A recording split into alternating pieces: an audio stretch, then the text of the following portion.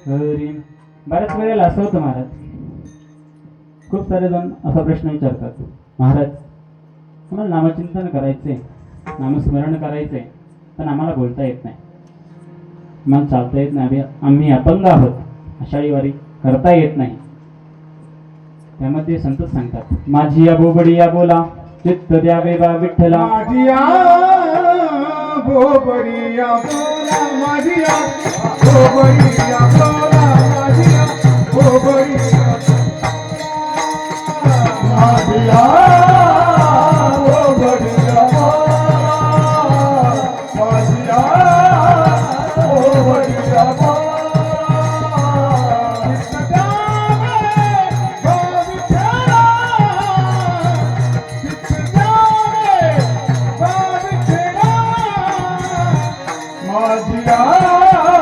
बोबडी या बोला, माझी या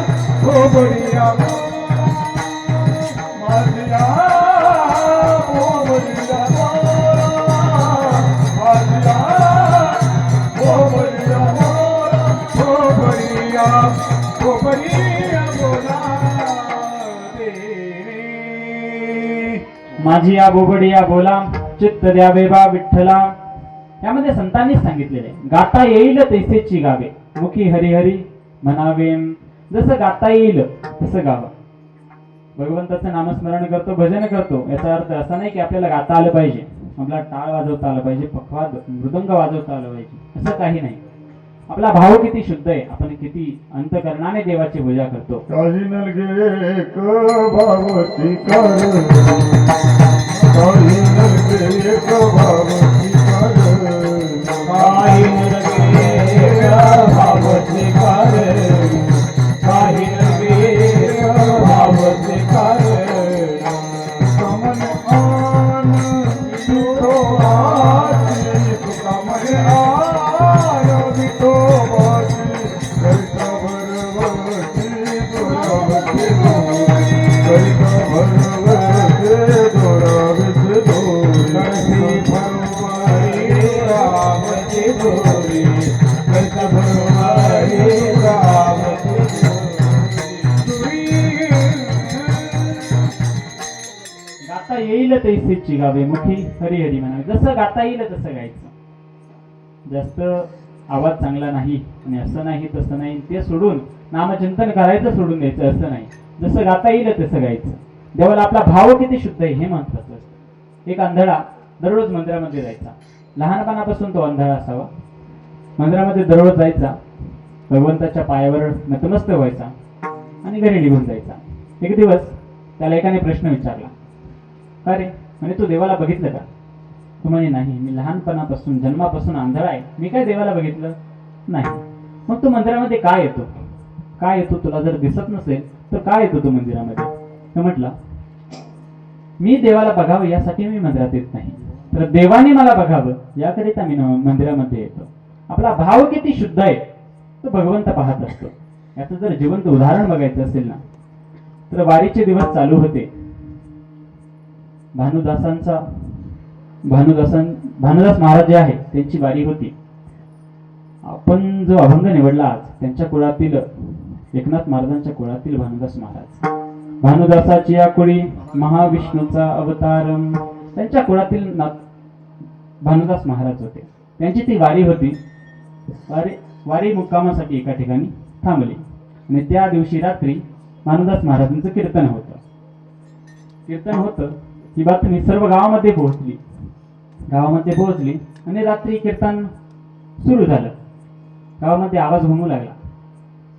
ज्या संतांच्या कीर्तनामध्ये जगाचा बाप नाचतोय त्या संतांचं आज कीर्तन आहे असं एका मुलाच्या कानावर पडलं.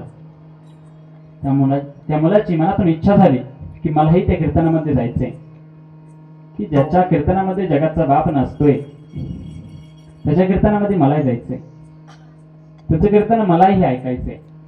आईला हाका मारतो, आई भानुदास महाराजांचं कीर्तन आहे आज गावामध्ये, मला तिथे घेऊन चाल. तुम्ही म्हणाल तू स्वतःही जाऊ शकतो की? त्या मुलाचं नाव होतं कुर्मदास. त्याला 2 हात नव्हते, पायही नव्हते, अपंग होता. पण मनामध्ये इच्छा झाली की कीर्तनात जाऊन बसायचं. तेव्हा आईने त्याला उचललं आणि सभामंडपामध्ये आणून ठेवलं. कीर्तन सुरू झालं. भानुदास महाराज खूप सुंदर कीर्तन चालू झालं. आणि सर्व जे लोक आहेत ते मुखाने नामस्मरण, हाताने टाळी वाजवत होते. हे पाहून कुर्मदास रडायला लागला. त्याला हात नव्हते. भानुदास महाराजांचं लक्ष कुर्मदासावर गेलं. कुर्मदास ढसा रडतोय. कीर्तन संपूर्ण झालं आणि भानुदास महाराज त्या कुर्मदासाजवळ गेले. काय झाले बा, का रडतोयस तू? कुर्मदास म्हणतोय, बाबा मलाही तुमच्या बरोबर वारीला यायचे. बाबा तुम्ही एवढं वारीचं महत्व सांगितलं, मलाही तुमच्या बरोबर यायचे वारीला. भानुदास महाराज त्याच्याकडे बघतायत. तुझं नाव काय? तुझं बाबा कुर्मदासा तुला नाही जमणार रे, खूप चालावं लागतं, खूप लांबचा प्रवास असतो, तुला नाही जमणार, तू मागे राहशील सगळ्यांच्या. नाही बाबा मला यायचे तुमच्या बरोबर. कुर्मदास हट्ट करू लागला. बाबांनी त्याची चांगली समजूत घातली आणि विश्रांतीच्या स्थानावर निघून गेले. सकाळ झाली. वारीची पुन्हा सुरुवात झाली. भानुदास महाराज सभामंडपाजवळ पाहतायत. कुर्मदास काही दिसत नाहीये. बाकीच्या गावकऱ्यांना विचारतायत, कुर्मदास दिसत नाही. गावकरी म्हणतायत तो घरी गेला असेल. एवढं ऐकून वारी निघू लागली. वारी जोरजोरात निघू राहिली. ज्ञानोबा तुकाराम, ज्ञानोबा तुकाराम, ज्ञानोबा तुकाराम, ज्ञानोबा तुकाराम, ज्ञानोबा भजन करा, ज्ञानोबा तुकाराम, आणि टाळी वाजवायची. ज्ञानोबा तुकाराम, ज्ञानोबा तुकाराम, ज्ञानोबा तुकाराम, निवृत्ती ज्ञानदेव सोपान मुक्ताबाई एकनाथ नामदेव तुकाराम, निवृत्ती ज्ञानदेव सोपान मुक्ताबाई एकनाथ नामदेव तुकाराम, निवृत्ती ज्ञानदेव सोपान मुक्ताबाई एकनाथ नामदेव तुकाराम, निवृत्ती ज्ञानदेव सोपान मुक्ताबाई एकनाथ नामदेव तुकाराम.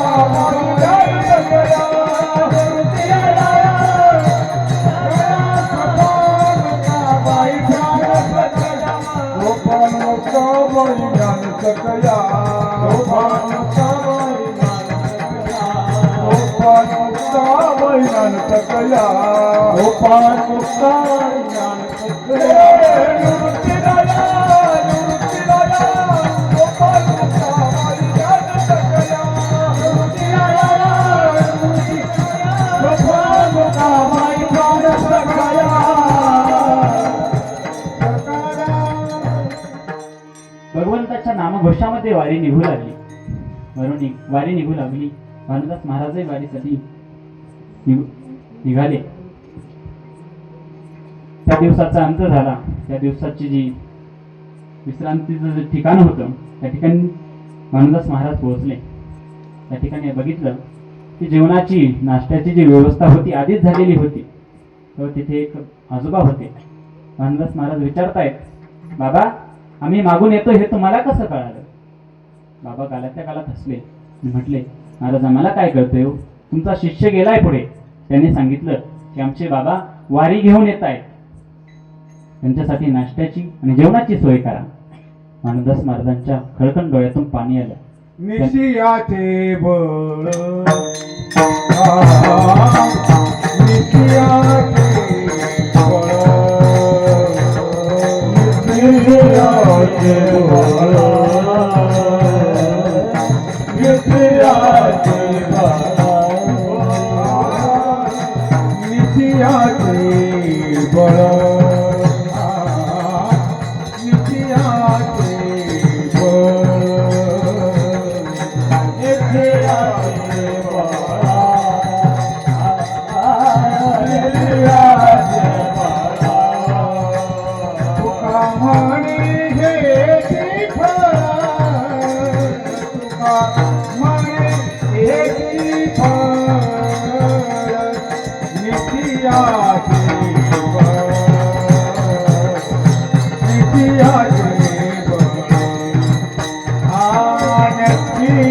देवा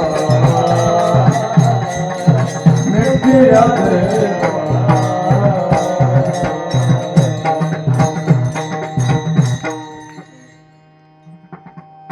विठ्ठला विठ्ठला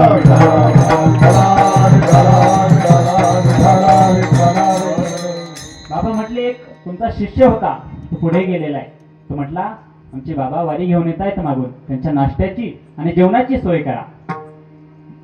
भानुदास महाराजांच्या खळकण डोळ्यातून पाणी आलं. त्यांना कळलं नक्की कुर्मदास असणार. त्या दिवशीचं कीर्तन झालं रात्रीचं, दुसऱ्या दिवशीची वारी पुन्हा निघाली. सर्व वारकरी जोराजोरात मुखाने भगवंताचं नाम आणा, हाताने टाळी वाजवत निघाले. त्या दिवसाचाही अंत झाला आणि एका दिवसामध्ये एका गावामध्ये वारीचं मुक्काम होतं. भानुदास महाराज इकडे तिकडे पळतायत, इकडे तिकडे शोधत आहेत. कुर्मदास कुठे दिसत नाहीये.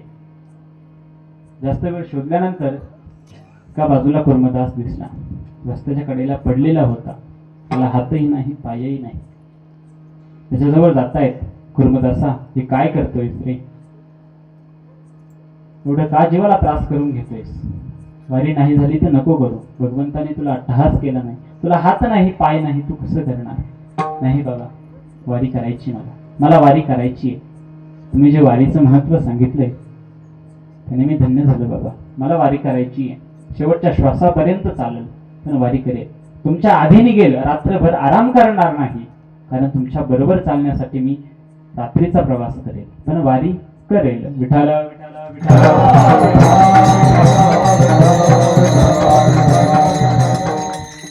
ज्याला हातही नाही, पायही नाही, तो वारीचं स्वप्न बघतोय, वारी पूर्ण करण्यासाठी एवढा प्रयत्न करतोय. आपल्याला हात आहे, पायही आहे, आपण अपंग नाही आहोत, तरी आपण विठ्ठलाचं नामस्मरण करत नाही, हाताने टाळी वाजवत नाही. कीर्तनामध्ये टाळी वाजली पाहिजे, मुखातने भगवंताचं नाम घेतलं पाहिजे. त्यातच आपलं सुख आहे. विठ्ठला विठ्ठला.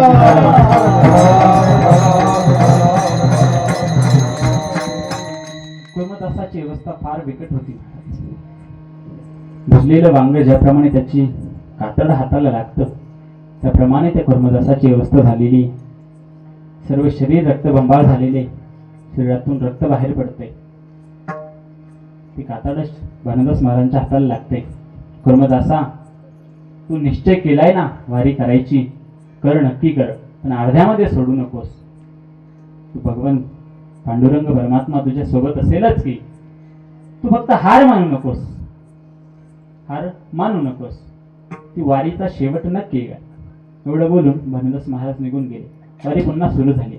जरा सुरात वारी सुरू झाली. ज्ञानोबा तुकाराम, ज्ञानोबा तुकाराम,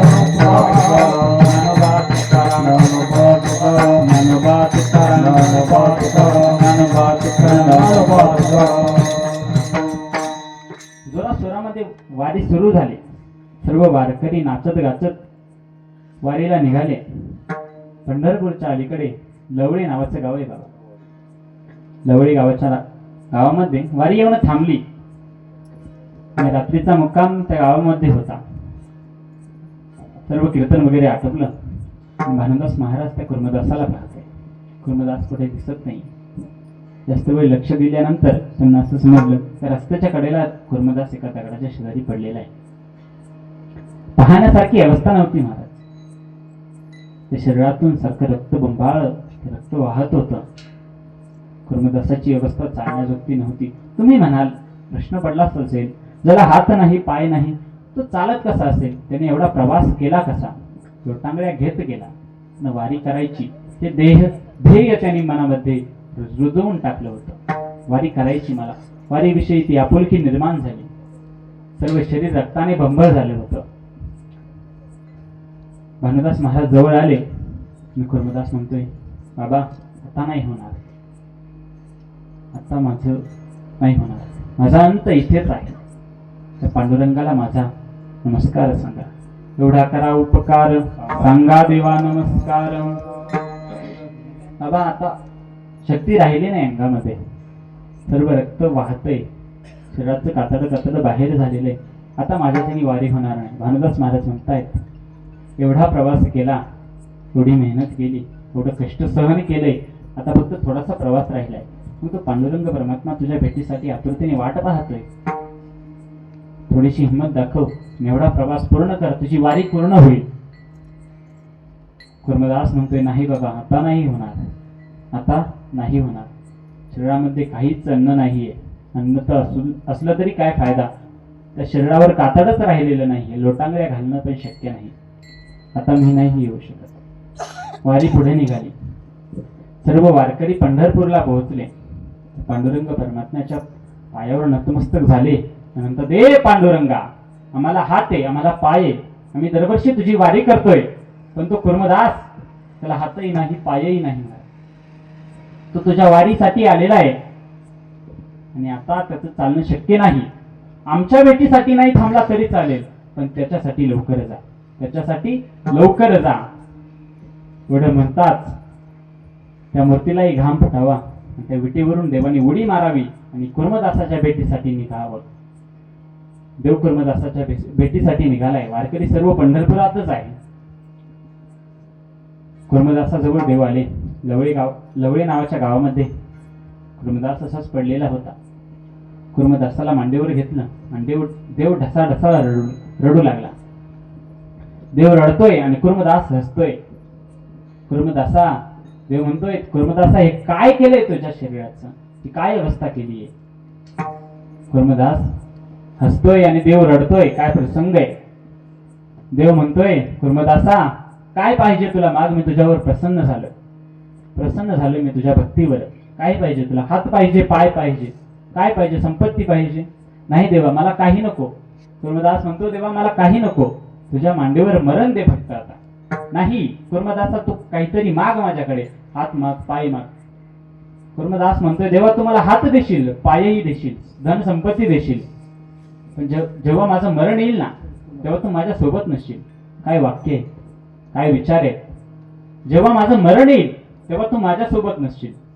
तर एवढंच कर, तुझ्या मांडीवर मला मरण दे. हे विचार, हे आषाढी कार्तिकेचं जे महत्व आहे ते त्या कुर्मदासाला समजलं होतं. हात न पाय नसतानाही तो वारीसाठी चालला होता. आजही पंढरपुरामध्ये वारी जात असताना त्या पांडुरंग परमात्म्याच्या ज्या पायावर डोकं ठेवण्याआधी प्रत्येक वारकरी लवळे नावाच्या गावामध्ये कुर्मदासाच्या समाधीवर नतमस्तक होतो, मगच पुढे जातो. हे महत्व आहे वारीचं महाराज. अभंगाच्या तिसऱ्या चरणात